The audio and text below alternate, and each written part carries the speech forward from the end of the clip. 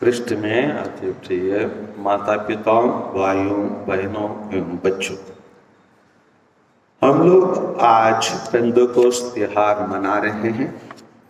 और इस त्योहार में हम जैसे मिस्सा के शुरुआत में देखे थे कि किसके ऊपर पवित्र आत्मा उतरे थे? प्रेरितों से उतरे थे। प्रभु यीशु के जो अन्याय थे, शिष्य थे, वो लोग सब यहूदियों के डर से वो लोग एक बंद कमरे में पड़े रहे। भले प्रभु यीशु का पुनरुद्धान हो चुका है, स्वर्गारोहण भी हो चुका है, लेकिन फिर भी उनके अंतर जो डर था, बाहर निकल कर चलने फिरना, काम करना, आगे क्या करना, ये सब से उन लोग डरते थे। लेकिन अभी पवित्र आत्मा जिस प्रकार प्रभु यीशु ने पहले ही इसका भविष्यवाणी की है, जिसको हम आज के सुसमाचार संत यूहन्ना के सुसमाचार में हम सुने हैं, अध्याय 15-26 के अनुसार, जब वो सहायक पिता के यहाँ से आने वाला वह सत्य का आत्मा आएगा, और कहा जाता है जिससे मैं पिता के यहाँ से तुम लोगों के पास भेजूंगा, तो वह मेरे विषय में क्या देगा? साक्ष्य देगा। पवित्र आत्मा प्रेरितों पर उतर कर ना केवल साक्ष्य देने का काम नहीं किया है, बहुत सारे कार्य उन्होंने किया है। उन्होंने बहुत सारे कार्य क्या किया है, उसको हम आज के पहला पाठ जो प्रेरित चरित्र अध्याय 2 पद संख्या 1 से 11 तक सुने हैं, लेकिन 13 तक देखना हमारे लिए उचित रहेंगे। यहाँ पर हम देखते हैं कि अध्याय 2:4 में, कृपया अध्याय 2:4 का प्रेरित चरित्र को 2:4 का कोई पढ़िए। वे सब पवित्र आत्मा से परिपूर्ण हो गए और पवित्र आत्मा द्वारा प्रदत्त वरदान के अनुसार भिन्न भिन्न भाषाएं बोलने लगे। और यहाँ पर बताया जा रहा है कि 5वां में पृथ्वी पर के सभी राष्ट्रों से आए हुए धर्मी यहूदी उस समय यरूशलेम में रहते थे। मतलब ये पेंतेकोस्त त्योहार मनाने के लिए उसी टाइम पर बहुत सारे यहूदी लोग आए थे, और उन लोग सब प्रभु यीशु के बारे में पहले कुछ ना कुछ जानकारी प्राप्त किए होंगे, और उनको मालूम हुआ होगा यहाँ पर जैसे हम लोग कोई राजनीति आ जाता है तो हम लोग बडगांव में हम लोग सुन लेते हैं, होशियाना में टारा है, हम लोग क्या करते? तुरंत उससे मिलने के लिए जाते नहीं जाते हैं, निवेदन लेके जाते हैं, दल बना के जाते हैं, और कुछ धरना करने के लिए भी हम उनके पास जाते हैं। उसी प्रकार वहां आए लोग सब एकत्रित थे, और उन लोग यही चीज को अपने आंख से सीधा प्रसारण देख पाए, और इन्होंने बहुत से लोग आवाज सुनकर एकत्र हो गए। वे विस्मित थे, क्योंकि हर एक अपनी अपनी भाषा में शिष्यों को बोलते सुन रहा था। उन लोग कुछ भाषा बोलते हैं, लेकिन जैसे मैं अपने मातृभाषा तमिल में बोलता हूँ, लेकिन आप लोग सब उरांव वाले अपने भाषा में समझ लेते। विचित्र बात है ना? यस और नो? विचित्र है नहीं है? विचित्र है। इन सभी कार्यों को पवित्र आत्मा हमें करता है।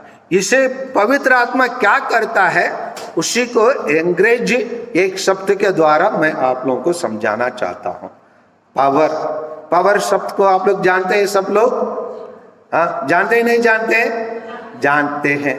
ठीक है, पावर का क्या है? दीप्ति स्पेलिंग बताओ, पावर का स्पेलिंग। सही बोली दीप्ति, सही बोली, POWER। अभी पावर से पवित्र आत्मा हमें P से पावर प्रदान करते हैं। पावर कैसे प्रदान किया उसको हम लोग पावर को, जैसे पवित्र आत्मा हमें कैसे हमें शक्ति प्रदान करते हैं, उसी को हम प्रेरित चरित्र में अध्याय 4:13 में हम लोग देख सकते हैं। 4:13 में वही प्रेरित लोग जो यहूदियों के डर के मार के 4 दीवार के अंदर पड़े रहते थे, 4:13 में उन लोग वही लोगों के सामने खड़े होकर उन लोग कुछ बोलते हैं। 4:13 को थोड़ा पढ़िए कोई। पेतरुस और योहन का आत्मविश्वास देखकर और उन्हें अशिक्षित तथा अज्ञानी जानकर, मतलब पहले क्या था, अशिक्षित थे, अज्ञानी थे, लेकिन अभी कैसे समझ लेते हैं। बढ़िए, आगे बढ़िए। महासभा के सदस्य अचंभे में पड़ गए। फिर वे पहचान गए कि ये क्या थे, ईसा के साथ रह चुके हैं। अलग पहचान। अभी उन लोग जानते थे, इन लोग डरपोक थे, बाहर नहीं निकलते थे, और ये भी उनके लिए विशेषता बताया जाता है। क्या है, क्या विशेषता उनके बारे में? अशिक्षित, अज्ञानी। उन लोगों को मालूम था ये सब अज्ञानी लोग है, अशिक्षित लोग है, लेकिन अभी उन लोग ये अस्वीकार करने में असमर्थ नहीं रह पाए। वो लोग स्वीकार कर पाए। क्या स्वीकार पाए? वे पहचान गए कि ये ईसा के साथ रह चुके हैं। और उसी अध्याय में भी 20 में आइए, उनको चेतावनी दिया गया है, और प्रभु यीशु के नाम से आपका आगे कुछ बोलना ही नहीं है। 20 में वो दोनों कुछ बता रहे हैं, पढ़िए। हाँ, क्योंकि हमने जो देखा और सुना है, हाँ, उसके विषय में नहीं बोलना हमारे लिए संभव नहीं। ये पावर, ये शक्ति कहां से आ गया अभी? हाँ, पवित्र आत्मा के ग्रहण करने के बाद उन लोग क्या नहीं कर पाए? वही नेता लोग जो प्रभु यीशु का मरवा डाले, उनके सामने खड़े होकर, हे भाई, आप कुछ भी नियम बनाओ, भारत में कुछ भी कानून बनाओ, है ना, कुछ भी धर्मांतरण ना करो बोल के कुछ भी हमारे अंदर कुछ आप गलत आरोप लगाओ, उससे हम क्या नहीं करेंगे? डरेंगे नहीं, क्योंकि हमने जो अपने आंखों से देखा है ना, और हमने अपने कानों से सुना है, उसके विषय में नहीं बोलना हमारे लिए क्या नहीं है? संभव नहीं है। यह असंभव की बात है। यह शक्ति पवित्र आत्मा प्रदान करता है। एक है पावर। फिर दूसरा है ओ मतलब अदर लैंग्वेजेस। अदर लैंग्वेज मतलब दूसरे भाषाएं बोलना। दूसरे भाषाएं बोलना। जो लोग आप लोग देखते होंगे, जब हम जैसे मातृधाम या पाटना रेटेड हाउस में या चालकुड़ी केरल के रेटेड हाउस में कहीं भी हम जाएंगे, जहाँ करिश्माटिक रिट्रीट होता है, वहाँ भाई लोग अन्य भाषाएं बोलते हैं, और अन्य भाषाओं को भी सीख लेते हैं। पवित्र आत्मा ही हमको शक्ति प्रदान किया। इसलिए मैं आप लोगों के सामने, मैं स्कूल में कहीं भी हिंदी का मात्रा नहीं सीखा। आप लोग जानते हैं, तमिल लोग हिंदी भाषा का विरोध करने वाले, जानते हैं नहीं जानते? एकमात्र राज्य है पूरा इंडिया में हिंदी भाषा का विरोध करने वाला राज्य है। उसी राज्य से आने वाला व्यक्ति मैं हूँ। अगर आज मैं आप लोगों के सामने खड़े होकर मैं इतना हिम्मत के साथ भी बोल सकता हूँ, जितने हिम्मत के साथ मैं हिंदी बोलता हूँ, उतने हिम्मत के साथ हिंदी बोलने वाले फादर लोग भी नहीं बोल पाएंगे। मानते ही नहीं मानते? मानना ही पड़ेगा, क्योंकि मुझे ईश्वर ने वो शक्ति दिया है। मैं किसी के सामने भी, वो नरेंद्र मोदी होने दो, वो कोई भी देश का कोई नेता होने दो, उनके सामने खड़े होकर उसके मुंह के सामने बोल सकता हूं, क्योंकि मुझे ईश्वर ने वो शक्ति प्रदान किया है। मैं जानता हूं वो पवित्र आत्मा मुझ पर विद्यमान है। पवित्र आत्मा कैसे विद्यमान है? आप लोग देखते होंगे जैसे आप लोग कुछ बिल्डिंग काम चलता है, नहीं तो रेलवे के काम चलता है, एक क्रेन आता है, क्रेन जानते हैं है ना, जेसीबी जैसे एक क्रेन, वो क्या करता है, वो एक बहुत बड़ा पुलिया का बनाया हुआ पुल रहता है, उसका उठा लेता है। अगर आप लोग देखेंगे तो उठाने वाला का वो मशीन का वजन का देखेंगे तो वो 1 टन होगा, लेकिन उठाने वाला जो वस्तु होगा वो 3 टन का होता है। 1 टन का क्रेन 3 टन का कैसे उठा लेता है? क्योंकि उसमें जो काइनेटिक पावर आता है वो काम करता है। अगर काइनेटिक पावर काम कर सकता है, हमारे अंदर रहने वाला पवित्र आत्मा काम कर सकता है? नहीं कर सकता है? कर सकता है। इस पर विश्वास कीजिए।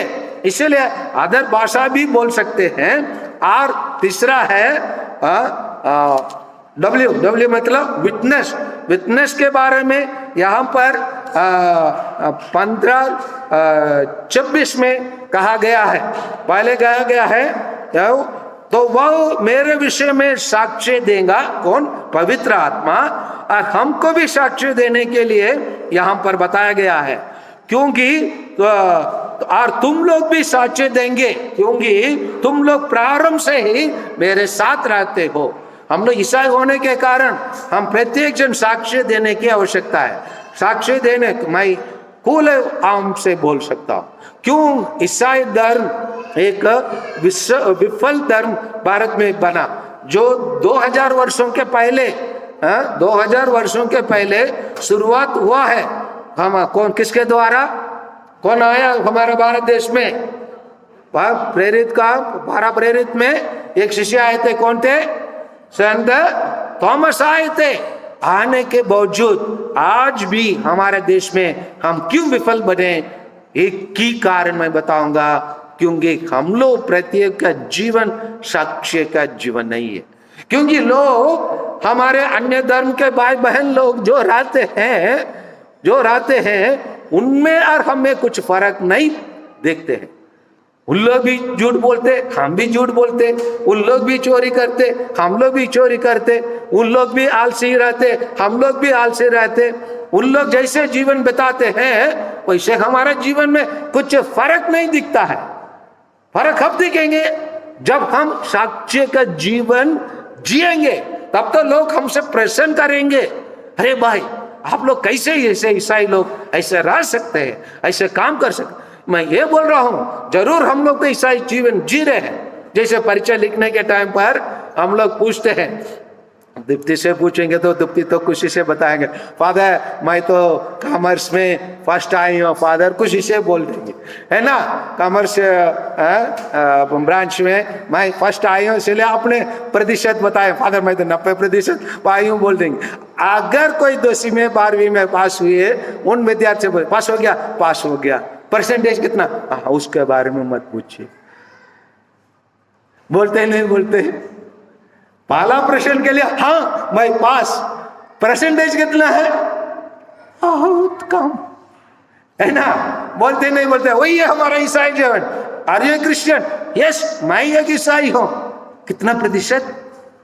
क्षमा कितना प्रतिशत? बोलने के लिए भी डर रही है क्षमा। कितना प्रतिशत ईसाई का जीवन हम भी जी रहे हैं? 100% नहीं। 100% जब जिएंगे, जब तो हम साक्ष्य का जीवन जिएंगे। इसलिए साक्ष्य देने के लिए हमें बुलाए गए हैं। और नेक्स्ट ये मतलब एम्पावरमेंट मतलब हमें शक्तिकरण कर देता है, शक्ति प्रदान कर देता है। मैं तो हमारे यहाँ 2 मोहल्ले से आने वाले लोगों को मैं उल्टा ही समझता हूँ, क्योंकि हमारे लोग 2 एरिया में रहते हैं। हेलो, हाँ क्या रहते हैं आप? रहने वाला जगह का क्या करते हैं? बहुत दूर जरी का उस जगह का क्या नगर करते? ऊर्जा नगर। और आप याकूब शक्ति नगर। लेकिन मैं ये 2 लोगों में ये ऊर्जा और शक्ति ना पाकर, है ना, नाम तो कहाँ रहते हैं? ऊर्जा नगर। कहां से आते हैं? शक्ति नगर से आते हैं। लेकिन हमारे पास वो ऊर्जा और शक्ति का कमी पाकर हम ईसाई लोग शक्तिशाली है। जान लीजिए, हम भले कम संख्या में होंगे, लेकिन हमारे शक्ति के सामने और हमारे पास रहने वाला वही किनेटिक पावर, वही सर्व पवित्र आत्मा के शक्ति के सामने दूसरा कोई शक्ति क्या नहीं, निष्क्रिय है। इसीलिए कहा जाता है हमारे अंदर विद्यमान रहने वाला ईश्वर हमारे समस्या से बड़ा है, हमारे देश से बड़ा है। विश्वास करते नहीं करते हैं? करते नहीं करते हैं? हाँ, दुनिया के कोई भी शक्ति से, राजनीतिक शक्ति से, आर्थिक शक्ति से, है ना, पैसा धन दौलत की शक्ति से हमारे बीच में निवास करने वाला पवित्र आत्मा शक्तिशाली है। इसलिए वो हमको शक्ति प्रदान करता है।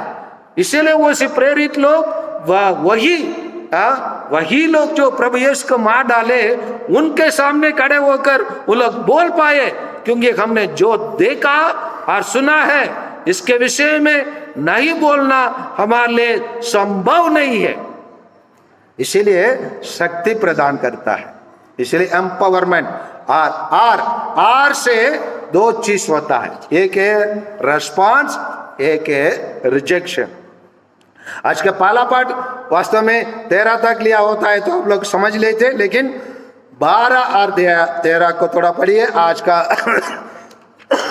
प्रेरित चरित्र अध्याय 2 12 और 13 को कृपया पढ़िए। 12 का पढ़िए, 2। हाँ, सबके सब बड़े अच्छे में बढ़कर जकित रह गए और एक दूसरे से कहते थे क्या बात है। यही है रेस्पॉन्स। हमारे कार्य को देखकर, हमारे विश्वास को देखकर, हमारे अंदर विद्यमान पवित्र आत्मा के देखकर लोग बोल उठे। क्या बोल उठे? ये क्या बात है, आश्चर्यचकित हुए। रेस्पॉन्स, लेकिन negative response, excuse me, rejection. 13 का पढ़िए। हाँ, कुछ लोग उपवास करते हुए कहते थे, हाँ, ये तो नई अंगूरी पीकर मतवाले हैं। ऐसे भी कह सकते हैं।